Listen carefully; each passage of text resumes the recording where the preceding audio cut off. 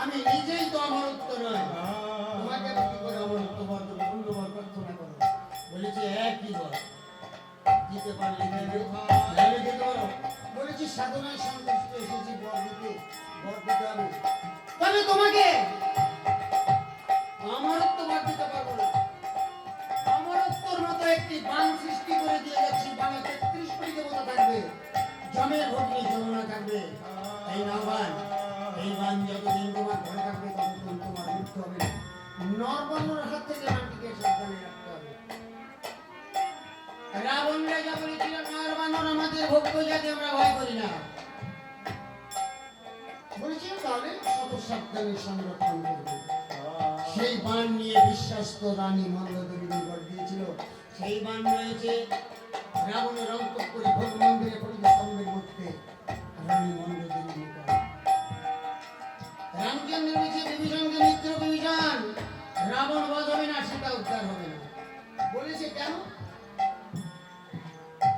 বলেছে কি আছে বীর, রাবণের অন্তঃপুরে গিয়ে বান এনে দেবে। বলেছে কেন এত চিন্তা করেছ? একজন বৃদ্ধ তোমার সম্মুখে আছে, ওই পবননন্দন হনুমান। রামচন্দ্র বলেছে সত্য কথা বলেছে। তাই ধীরে ধীরে বলেছে বাবা হনুমান,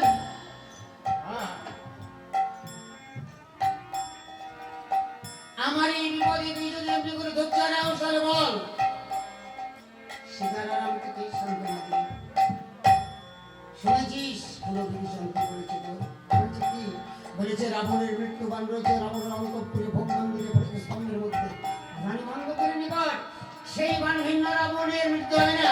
হনুমান, হনুমানকে তুই কে দিতে পারবি? হনুমান অর্জুনের দিকে বলেছে কেন পারবো না প্রভু? আমি তো সারা জন্ম ধ্যানে কেন তোমার জন্ম পূজা করেছি, তোমার নাম ভিন্ন। এই বনের বন হনুমান কবিদের অন্য নাম, এই মুখে উচ্চারণ করিনি। তুমি প্রাণ খুলে আশীর্বাদ করো, আমি যেন রাম কাজে জয় হতে পারি। রামচন্দ্র বলছে প্রাণ খুলে আশীর্বাদ করেছি রাম কাজে জয়। তবে বান রয়েছে রাবণের অন্তঃপুরে ভোগ মন্দিরে পরিস্তম্ভের মধ্যে। হনুমান বলেছে কোনো চিন্তা করতে হবে না, তোমার নাম নিয়ে যাত্রা করবো। ছলে বলে কল কৌশলে যে কোনো প্রকারেই হোক রাবণের মৃত্যু বান এনে তোমার চরণে উপহার। হনুমান যাত্রা খুশি বলে আরে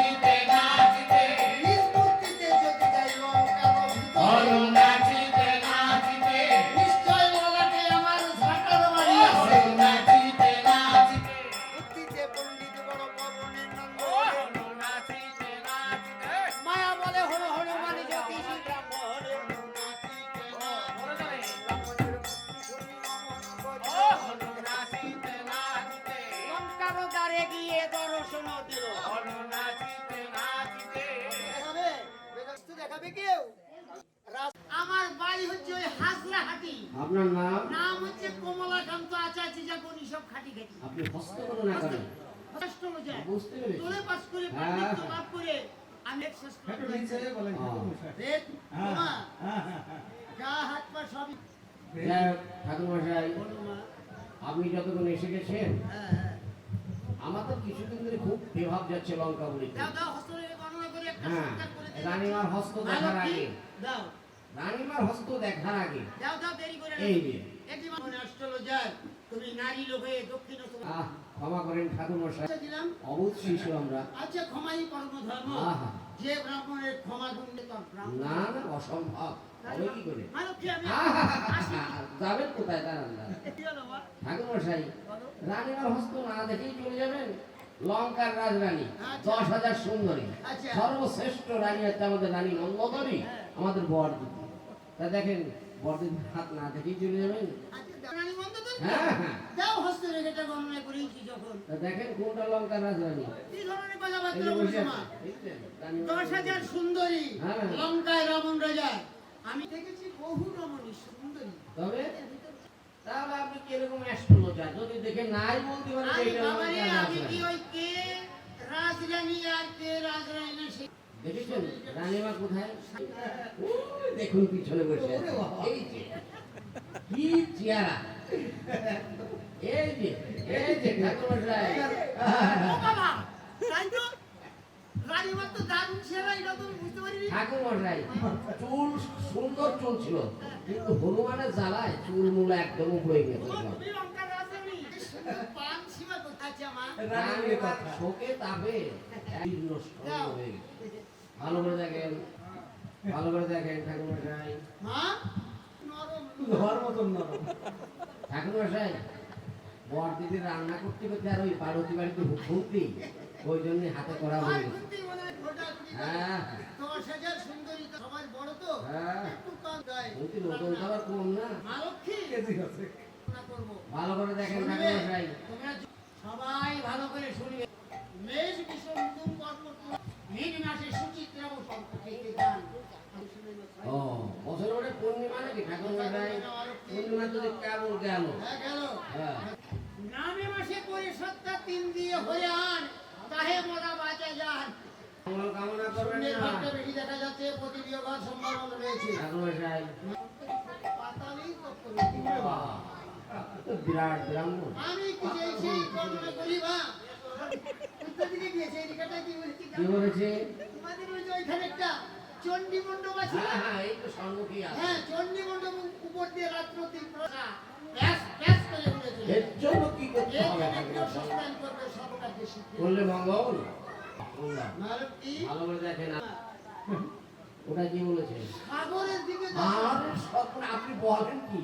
আয়লাতে মরে গেছে, আবার যে দুজন আসতেছে, সাগরে নিয়ে নেন। বাড়ির কাছে গঙ্গা গঙ্গা তুমি পান, একটু নিগুড়িতে দান, সাগরে নিয়ে নেন। কিন্তু তো আবার নিরাশা ধরেছে না কুমির দা তাও খাওয়া ভালো। কি বলেছি জানো মা? কি বলেছে? এই রেখাটাই বলেছি আগের পৃষ্ঠে দিয়ে ঘরে রয়েছে রাবণ মিথ্যা কথা। ছি ছি ছি ছি ছি ঠাকুরমশাই, আপনি একজন বেদাজ্ঞ ব্রাহ্মণ হয়ে এরকম মিথ্যা কথা বলতে পারলেন? ঠাকুরমশাই, হ্যাঁ যত রাখি আপনার কাছার ভিতর নেই। লক্ষ্মী হ্যাঁ? তোমাকে তো আমি এইবার অভিশাপ একটা দিয়ে দিচ্ছি না না না, অভিশাপ দিয়ে কাজ তুমি নেই। নারী লোক, তাই তোমাকে আমি ক্ষমা করে দিচ্ছি ঠাকুরমশাই, বান আছে। ভান থাকবে না কেন? আরে বৃহস্পতি গণনা ভুল হতে পারে, তথাপি আমি বেদাজ্ঞ জ্যোতিষী ভানটা কি আমার মতো একজন বেদাজ্ঞ ব্রাহ্মণ দিয়ে মাঝে মাঝে পূজা দিতে পূজা হবে। দিলে, মঙ্গল হবে না দিলে ঘোর মঙ্গল। আপনার মতো। আমি আমার কথা বলছি না মা, তোমাদের যাকে যে খুশি তাকে যে পূজা দেবে, তবে বেদ জানা চাই আমার মতো বেদাজ্ঞ জ্যোতিষী। আপনার মতো আবার চোখ মিটমিট করবে তো। কেননা বানর তো একটু ঘন ঘন চোখ মিটিমিটি করেছে, ধন্না মেলেনি। ওই লঙ্কা বুড়ির মাঝে সবচেয়ে সুচেতু লক্ষ্য করেছি যে মিটিমিটি চোখ করেছে। বলেছে মা হনুমানও তো চালাক, বলেছে মা এটা তোমার জন্মগত স্বভাব, চোখ মিটিমিটি করা, বুঝতে পেরেছো? আচ্ছা ঠিক আছে। এটা লাগবে না বেদাজ্ঞ যে ব্রাহ্মণ। তাহলে মালক্ষী হ্যাঁ? আমি আসি, আহ, কোথায় যাবেন? অন্য দুয়ারে যাই। ও, ঠাকুরমশাই, বলো মা।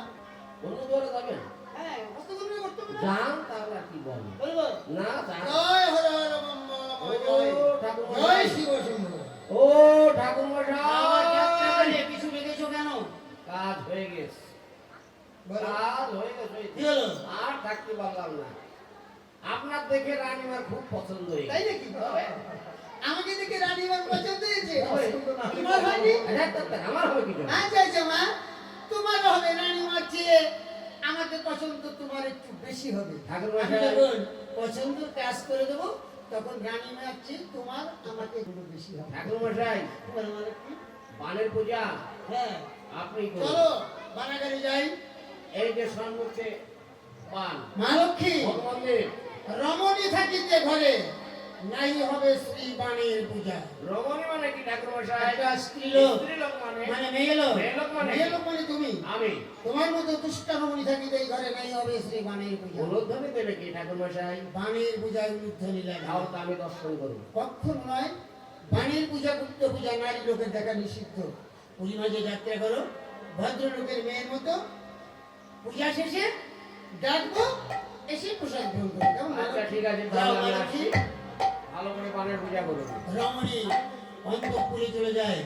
হনুমান বনমালী চিন্তা করে এই দুষ্টা রমণীকে দিয়ে বিশ্বাস করা যাবে না, এই মুহূর্তে তো এই ভোগ মন্দিরে প্রবেশ করতে পারে।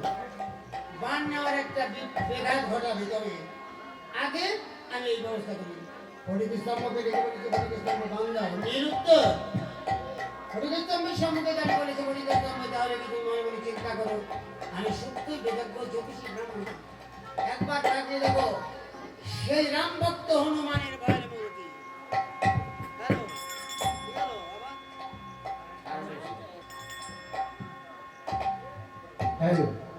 তাই হনুমান কি করছে? এই যে মূর্তি ধারণ করে হনুমান হরিকে কান্দে মারে লাথি।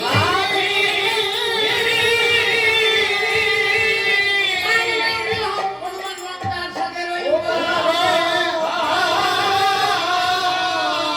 এমনি শব্দ যখন শোনে রানী, রানী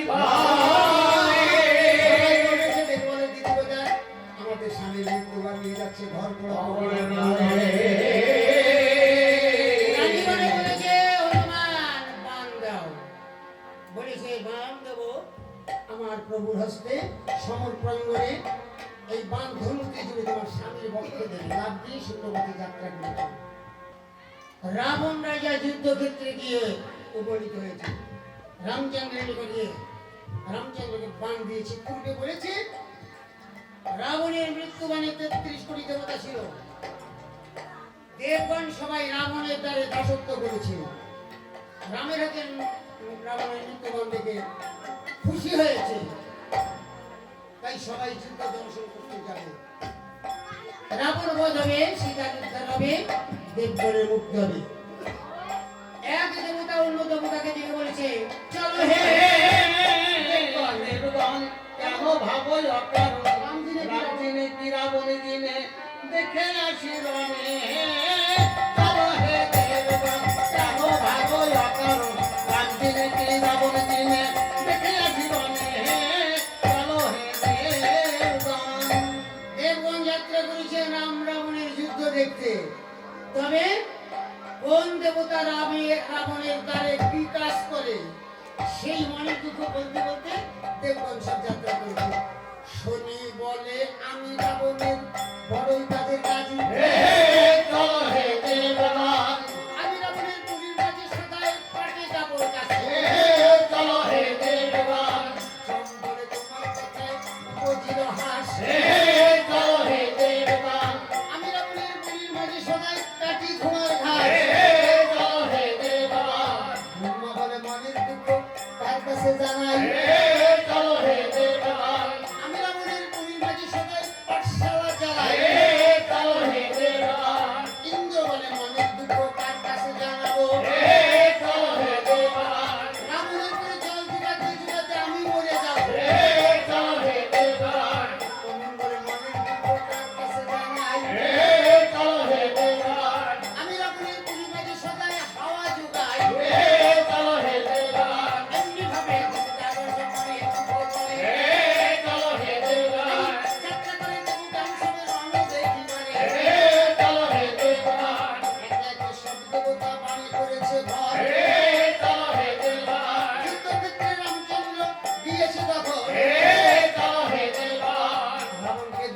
রামচন্দ্র বান ছাড়িয়ে হে দেয়। চলো হে দেবান বান নাহি চলে, স্থির হয়ে হে গেল। চলো হে দেবান বান ছেড়ে দিতে বান চলছে না কেন?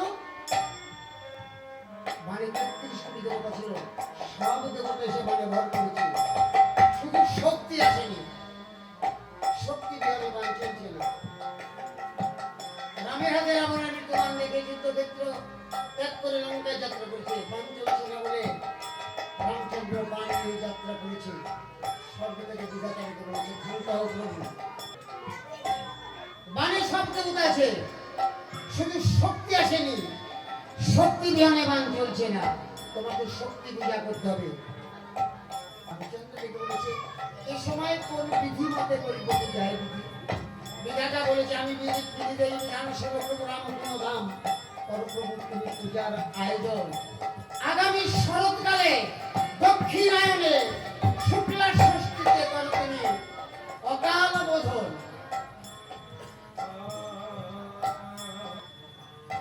কিন্তু প্রভু সতস্ক নীলপদ্ম বিতরে দেবীর চরণে, তাহলেই দেবী সন্তুষ্ট হবে। রামচন্দ্র বসে কোথাও রামতত্ত্ব পেলে জানিয়ে বলেছে দেবী হয়ে আছে, কথা হলো কিন্তু অবশ্যই কৃতকর্ম সাধন হবে। বলেছে রামচন্দ্র হনুমান দেবী হয়ে গিয়ে নীলপদ্ম দেবে। হনুমান আশ্চর্য দেখে বলছে প্রভু জল পদ্ম স্থল পদ্ম রক্ত পদ্ম অনেক পদ্ম নাম শুনেছি, কোনদিন নীলপদ্ম নাম শ্রবণ করিনি। এই নীলপদ্ম কেন কোথায় কিভাবে জন্মগ্রহণ করেছিল? জন্ম যদি বলতে পারবো নীলপদ্ম, তাহলে হয়তো তোমার চরণ নিতে পাই, আমি তোমাকে পদ্মা দিতে পারবো। বলেছিল বিপদে ফেলেছি, সৃষ্টির প্রারম্ভে এই নীলপদ্ম জন্ম গ্রহণ করেছিল সৃষ্টি তত্ত্বের কথা। হনুমান দেখে বলেছে প্রভু তাহলে তো ভালোই হবে, আমি বানর হয়ে তোমার মুখে একটু সৃষ্টি কথা শ্রবণ করে আমার এই বানর জন্ম ধন্য করবো।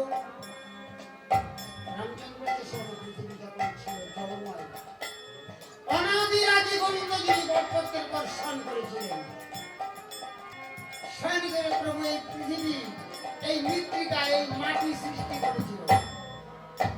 প্রভুর মনে সৃষ্টি করে মনে আনন্দ হয়েছিল একাশি বহু এই নিজ অঙ্গ থেকে ব্রহ্মা বিষ্ণু শিব তিনজনকে সৃষ্টি করে বলেছিল পৃথিবী সৃষ্টি করেছি, পৃথিবী থেকে যে কোনো একজনের সঙ্গে বিবাহ বসে পৃথিবীকে সৃষ্টি করো। ব্রহ্মা বিষ্ণু শিব গিয়ে পৃথিবীর তিন কোণে বসে শুধু অনাদি জ্ঞান করেছে, সৃষ্টির দিকে মন নাই। বলেছে এইভাবে তো সৃষ্টি হবে না, সৃষ্টি রসাতলে যাবে, পুরুষ সৃষ্টি করেছি প্রকৃতি সৃষ্টি করতে হবে। লালার থেকে একটা শক্তি মহামায়া দেবীকে সৃষ্টি করে বলেছিল দেবী পৃথিবীর তিন কোণে তিনজন সাধক বসে আছে, যে কোনো একজনের সঙ্গে বিবাহ করছে তোমাকে এই পৃথিবীতে সৃষ্টি করতে হবে। প্রণাম করে দেবী ব্রহ্মার নিকটে দেবী বলেছিল ব্রহ্মা তুমি আমাকে বিবাহ করো। ব্রহ্মা নয় তাকে বলেছে যে তুমি বলেছে আমি একটা শক্তি মহামায়া, বলেছে তুমি তো আমার মা, আমি তোমাকে কেমন করে বিবাহ করবো? তুমি বিষ্ণুর নিকটে যাও। বলেছে আমি আপনার বলেছে তুমি তো মা, তোমাকে আমি বিবাহ করবো না, তুমি শিবের নিকটে যাও। দেবী সঠিক দিয়ে বলেছে ও ভালো দেবী ও দেবী ও ভালো দেবী করে রামের হস্ত ধরে বলেছে চক্র দিতে হবে না, পেয়েছি বলে রাবণ ছেড়ে এসেছিস না? বলেছে না, পূজায় সন্তুষ্ট হয়েছি। বলেছে তাহলে? বলেছে রাবণের পুরীতে বৃহস্পতি চন্ডী বাস করেছে, হনুমানকে পাঠিয়ে দাও। হনুমান চন্ডী অশুদ্ধ করে মাকে প্রণাম করেছে অন্তর্ধান। বলেছে হনুমান রাবণের মন্দিরে গিয়ে চন্ডী অশুদ্ধ করো। বলেছে কোনো চিন্তা করতে হবে না। তাই শ্রীরামের আজ্ঞা পেয়ে হনুমান রায় উত্তর নিমিষে হাঁটবার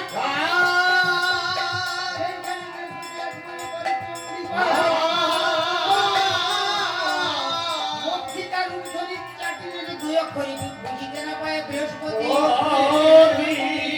অভ্যাস ছিল তাই করিল না অবহেলায় হল হনুমান সুখী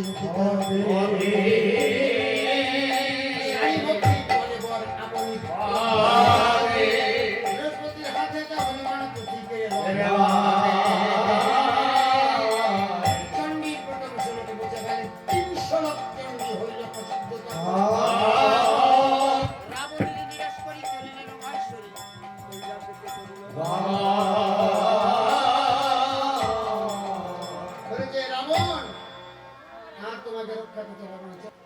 বলিস ও মা, বৃহস্পতি রাত্রে লিখিত চণ্ডী অসুস্থ।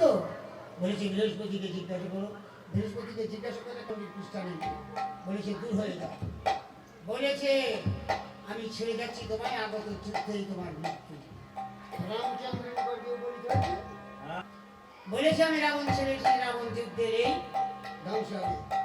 রাবণ রথারণ করে যুদ্ধে যাত্রা করেছে। হুঙ্কার ছেড়েছে সে যুদ্ধে। এইবার রাবণের মৃত্যু বাণ নিয়ে যাত্রা করেছে। তবে ৩৩ কোটি দেবগণ ছিল রাবণের বাণী। মাকে দিকে সব দেবগণ কি সুন্দর করে এসে রাবণের মৃত্যু বাণে ভর করেছে। কেমন করে? খান্ডা হস্তে উগ্রচণ্ডা দাঁড়ায় বাণের পরে, চলো হে দেবগণ, ত্রিশূল হস্তে ভুলাই সে দাঁড়ায় তার পাশে। চলো হে দেবগণ, তার ত্রিকোণের দুভাই আছে দুই পাশেতে বসে। চলো হে দেবগণ, তার পাশেতে লক্ষ্মী সরস্বতী আছে বসে। চলো হে দেবগণ, ব্রহ্মা এসে বাণের পরে লইল আশ্রয়। চলো হে দেবগণ, ইন্দ্র এসে বাণের পরে লইল আশ্রয়। চলো হে দেবগণ, তোমলণ্ড বৈকুণ্ঠ সম্মুখে কত ভরে রয়। চলো হে দেবগণ, পবন এসে পিছনে তীর্জনের মতো রয়। চলো হে দেবগণ, ৪৯ পবনে বাণে করিবে চালনে। চলো হে দেবগণ, যুদ্ধক্ষেত্রে রামচন্দ্র দিয়েছে তখন। চলো হে দেবগণ, রাবণকে দেখে রামচন্দ্র ডান সাইডে যায়। চলো হে দেবগণ, রাবণ বলে সারথি রাজ আমার মৃত্যু বুঝি হয়। চলো হে দেবগণ, রাবণ বলে সারথিরে মৃত্যু বুঝি ঘটে। চলো হে দেবগণ, লঙ্কাপথে রথ সারথি চালাও তোরা করে। চলো হে দেবগণ, লঙ্কাপথে রথ যখন করিল মামনে, চলো হে দেবগণ, একটি ধনুক ধরে দাঁড়িয়ে আছে রাম কৌশল্যের মধ্যে। চলো হে দেবগণ, রাবণ বলে সারথিরে মৃত্যু বুঝি ঘটে। চলো হে দেবগণ, লঙ্কাপথে রথ সারথি চালাও তোরা করে। চলো হে দেবগণ, লঙ্কাপথে রথে যখন করিল মামনে, চলো হে দেবগণ, একটি ধনুক ধরে দাঁড়িয়ে আছে রাম ব্রহ্মসনাতনে। চলো হে দেবগণ, রাবণ বলে সারথিরে মৃত্যু বুঝি ঘটে। চলো হে দেবগণ, সর্বপথে রথ সারথি চালাও তোরা করে। চলো হে দেবগণ, আগে চলেছে, চলো হে দেবগণ, একটি ধনুক ধরে দাঁড়িয়ে আছে সেই রামনারায়ণ। চলো হে দেবগণ, রাবণ বলে এই পথ রাম চিনিল কেমনে। চলো হে দেবগণ, পাতার মধ্যে রথ সারথি চালাও তোরা করে। চলো হে দেবগণ, পাতার পথে রথ যখন করিল মামনে, চলো হে দেবগণ, একটি ধনুক ধরে দাঁড়িয়ে আছে সেই রামনারায়ণ। চলো হে দেবগণ, জলে রাম স্থলে রাম পর্বতে রাম।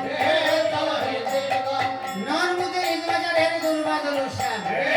চলো হে দেবগণ, রাবণ বলেছে আমি যেদিকে নিরক্ষী সেদিকে দেখি রাম আছে ধনুক ধরে। কেন? যদি কোনো ভাগ্যবান ভক্তকে ভগবান নিজ গুণে নিজে এসে উদ্ধার করে, ভক্ত যেদিকে তাকায় ভগবান দেখতে পায়। আজ তো রামচন্দ্র নিজে রাবণকে নিজ হস্তে উদ্ধার করবে। যেদিকে তাকাচ্ছে সেদিকে রামকে বলছে। নর্মদে ধ্যান করেছে দেখে রাম। নন মানে যখন তাকিয়েছে দেখে রাম। রামচন্দ্র বলেছে রাক্ষস মৃত্যুর জন্য প্রস্তুত হয়ে দাও। তাই রামচন্দ্র কি করেছে? মন্ত্র করে রামচন্দ্র দেয় ধনুকে টঙ্কার। চলো হে দেবগণ, স্বর্গমত পাতালিতে লাগি চমৎকার। চলো হে দেবগণ, কংসমুখ ওই বাণ দেখতে ভয়ঙ্কর। চলো হে দেবগণ, স্বর্গমত পাতালে যেন জেনে একবার। চলো হে দেবগণ, জয় ঘন্টা বাজায় আছে কানের গলাতে। চলো হে দেবগণ, সমুদ্রে অগ্নি জলে বিদ্যুৎ ঝলকে। চলো হে দেবগণ, মন্ত্র করে রামচন্দ্র বান দিয়েছে ছেড়ে। চলো হে দেবগণ, মারমার দিয়ে বান রাবণের বক্ষে পড়ে। চলো হে দেবগণ, বক্ষেতে বেঁধে বান তখন পুষ্ট করে পার। চলো হে দেবগণ, ধুলোর উপর পড়েছে আজি রাজা লঙ্কেশ্বর। চলো হে দেবগণ, তাহা বলি মরিয়া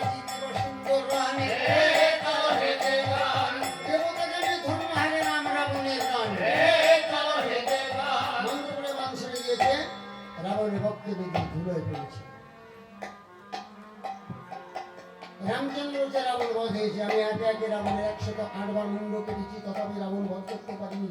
মা রক্ষা করেছে, মা আমার পক্ষে রাবণ বধ হয়েছে। লক্ষণ, দেশে গিয়ে আমাকে রাজা হতে হবে। আমি তো রাজনীতির কিছুই জানি না। দশানন বহুদিনের পুরাতন রাজা, বহু কিছু রাজনীতি জানে। এসো, দশাননের নিকট থেকে আমি কিঞ্চিত রাজনীতি শিক্ষা করবো। যে বলেছে দশানন, দেশে গিয়ে আমাকে রাজা হতে, আমি রাজনীতির কিছুই জানি না। তুমি তো বহু কিছু রাজনীতি জানো, কিঞ্চিত রাজনীতি শিক্ষা। রামচন্দ্রের মুখপানে এই রাজনীতি তোমাকে শিক্ষা দেবো। ত্রিজগতের যত নীতি তা তো তোমার নখদর্পণে আছে। তুমি যখন আজ কৃপা করতে, আমি যা কিছু রাজনীতি জানি তোমার সম্মুখে কীর্তন করব। তবে প্রভু, তার পূর্বে একবার তোমার ওই অভয় চরণ আমার মাথায় দাও। অভয় চরণ মাথে ও তুমি দাও হে নারায়ণ। অভয় চরণ মাথে তুমি দাও হে নারায়ণ।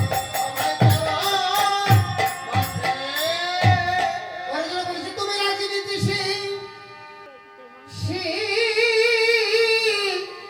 শিখিতে এলে প্রভু, এই ত্রিজগতের মূলাধার। অভয় চরণ মাথে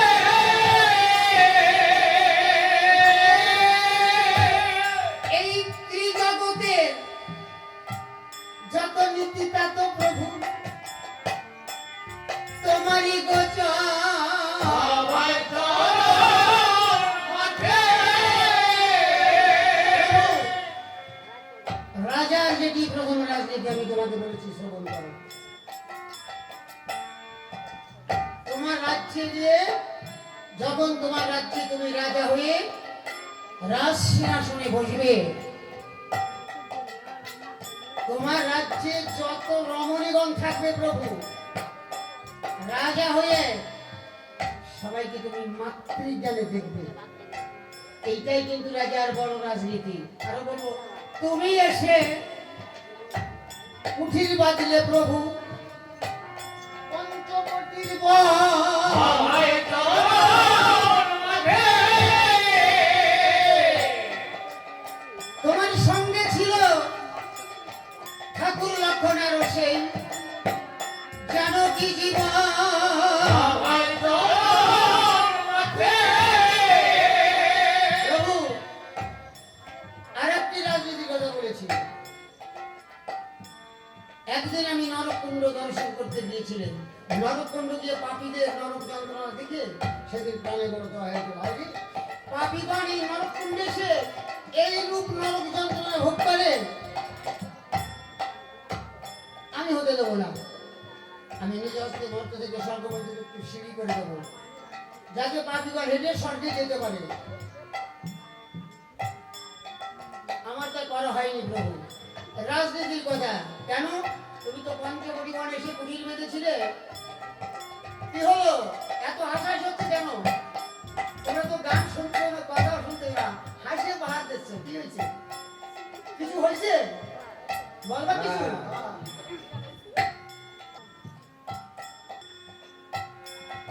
বলেছে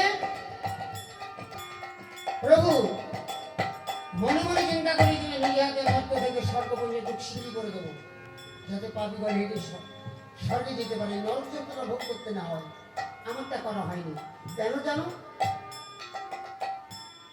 ওই সুবর্ণতা গিয়েছিল প্রভু কথায় বিবাহিনীর সাথে। অভয় চরণ মাথে ওই ঠাকুর লক্ষণ দেখে সুবর্ণতার এই আশা করল কাটে। অভয় চরণ মাথে প্রভু আরেকটা ইচ্ছে ছিল, রাজনীতির কথা বলেছি, তুমি শ্রবণ করো। আমার এই সোনার লঙ্কা চতুর্পাশে লবণ সমুদ্রে পরিপূর্ণ। আমি মনে মনে চিন্তা করছি, আমি ভগবানের সমস্ত পাতাল ত্রিভুবন জয় করেছি। আমার